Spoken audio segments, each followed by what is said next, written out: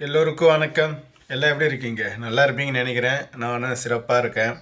இப்போ விடுமுறை காலம் குவைத்தில், அதனால் நிறையா பேர் ஊருக்கு போகலான்னு டிக்கெட்டு புக் பண்ணலாம், சில ட்ராவல்ஸ்கிட்ட பேசலாம், சில முயற்சியெல்லாம் பண்ணலாம். அந்தமாரி இருக்கிறவங்களுக்கு நேஷ்னல் பேங்க் ஆஃப் குவைத் வந்து ஒரு எச்சரிக்கை ஒன்று விடுத்திருக்கு. என்னென்னா, இதுமாரி டைமில் போலியான ஏஜென்ட்ஸு, போலியான இந்த வெப்சைட்லாம் இருக்குது, கவனமாக இருங்க அப்படின்ற மாதிரி ஒரு வார்னிங் ஒன்று சொல்லியிருக்கு. அப்புறம் குவைத்தோட எலக்ட்ரிசிட்டி என்ன சொல்லியிருக்குன்னா, 49 டிகிரி செல்சியஸ் வெயில் அடித்தாலும் நிலையான கரண்ட் இருக்குது, நீங்கள் யாரும் பயப்பட வேணாம், எங்கேயும் பவர் கட்லாம் ஆகாது அப்படின்ற மாதிரி அவங்க சொல்லியிருக்காங்க. அப்புறம் இது வந்து நான் காலையில் அனுபவித்த ஒரு சின்ன விஷயம், இதையும் உங்க கூட ஷேர் பண்ணிக்கிறேன். இப்போ எங்கள் ஜாராவில் இருக்கிறவங்க உடம்பு சரியில்லை என்ன பண்ணுவாங்க, பெரும்பாலான பேர் ஜாரா ஹாஸ்பிட்டல் அந்த பெருசுக்கு தான் போவாங்க. அந்த ஹாஸ்பிட்டலில் போகிறத வந்து தவிர்த்துருங்க. ஏன்னா இந்த தலைவலி, ஜுரம், சளி அந்தமாரி ட்ரீட்மெண்ட்லாம் அங்கே பார்க்க மாட்டாங்க. இந்த ஜாராக்குள்ளே இப்போ அந்தந்த ஏரியாவுக்கு சின்ன சின்ன ஹாஸ்பிட்டல் இருக்குது இல்லை, அங்கே தான் பார்ப்பாங்க. இப்போ நசீம்னா நசீமில் இருக்கிற அந்த சின்ன ஹாஸ்பிட்டலு, கெசர்னா கெசரில் இருக்கிற அந்த சின்ன ஹாஸ்பிட்டலு, இப்போ நயம்னா நயமில் இருக்கிற அந்த சின்ன ஹாஸ்பிட்டலு, சாத் அப்துல்லாலாம் அங்கே இருக்கிற அந்த சின்ன ஹாஸ்பிட்டலு, அதுமாரி சின்ன சின்ன ஹாஸ்பிட்டல் தான் பார்க்குறாங்க. மொத்தமாக நம்ம ஜாராவில் இருக்கிறோம், அந்த ஜாராவில் இருக்கிற பெரிய ஹாஸ்பிட்டலில் போய் பார்க்கலான்ட்டு அங்கே போய் பார்க்காதுங்க, பார்க்க மாட்டாங்க. உங்களுக்கு உடம்பு சரியில்லைனாலும் சரி, இல்லை உங்கள் வீட்டு பணிப்பெண்களுக்கு உடம்பு சரியில்லைனாலும் சரி, உங்களை இட்டுன்னு போக சொன்னால் டைரெக்டாக உங்கள் ஏரியாவில் இருக்குது சின்ன ஹாஸ்பிட்டல் இட்டுன்னு போய் பாருங்கள். இப்போதைக்கு இந்த தகவல் தான் தெரிஞ்சிருக்கு, அதனால் சொல்லியிருக்கேன். இன்னும் என்னென்ன தகவல் வருதுன்னு பார்த்துட்டு தெரிஞ்சுக்கின்னு உங்க கூட ஷேர் பண்ணிக்கிறேன். சாப்பாடு வந்துருக்கு லஞ்சுக்கு.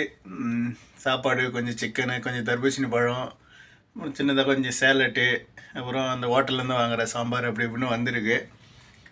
சாப்பிட்லாம் கொஞ்சம் பொறுமையாக உக்காந்து.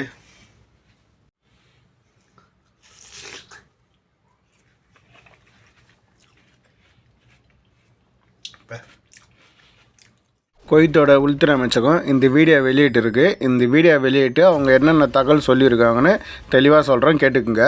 நடவடிக்கை: போதைப்பொருள் தடுப்பு பொது நிர்வாகம் சட்டவிரோதமாக மனவேல் பாதிப்புகளை ஏற்படுத்தும் போதை மாத்திரைகளை தயாரிக்கும் தொழிற்சாலைகளை நடத்தி வந்த 2 பேர் கைது பண்ணியிருக்காங்க. என்னென்ன எடுத்திருக்காங்கன்னு பார்த்தா, 1,00,000 போதை மாத்திரைகள், 5 கிலோ போதைப்பொருள் தூள், மாத்திரை தயாரிக்கும் இயந்திரம், தரசு மற்றும் பேக்கிங் செய்யும் உபகரணங்கள். கைப்பற்றின இந்த போதைப் பொருளோட சந்தை மதிப்பு எவ்வளோ வரும்னு கேட்டால் கிட்டத்தட்ட 5 லட்சம் குவைத் தினார் வருமா. குவைத்தில் இந்த சம்பவம் எந்த இடத்துல நடந்திருக்குன்னு கேட்டால், கப் பகுதியில் ஒரு பண்ணையில் இந்த தொழிற்சாலை ரகசியமாக இயங்கி வந்துள்ளது. கைது செய்யப்பட்டவர்கள் மீது சட்டப்பூர்வ நடவடிக்கைகள் எடுக்கப்பட்டு உரிய அதிகாரியிடம் ஒப்படைச்சிட்டாங்க அப்படின்னு உள்துறை அமைச்சகம் இந்த வீடியோ வெளியிட்டிருக்கு. திரும்பவும் சொல்கிறேன், வெளிநாட்டில் இருக்கவங்க யாரும் இந்த போதைப் பொருளை பயன்படுத்தாதுங்க, தயவு செய்து. ஃபேஸ்புக் மெசேஞ்சரில் ஒரு நண்பர் ஒருத்தர் எனக்கு குவைத்தில் டிரைவர் வேலை இருந்தால் சொல்லுங்கள், நான் வரேன்னு சொல்லிட்டு கேட்டார். நான் டிரைவர் வேலை இல்லை, அதுமாரி இது யாரும் சொன்னதில்லை அப்படின்னு சொல்லிட்டு சொன்னேன். அவர் கோபமாக அசிங்கமாக திட்டிட்டு பிளாக் பண்ணிட்டு போயிட்டார்.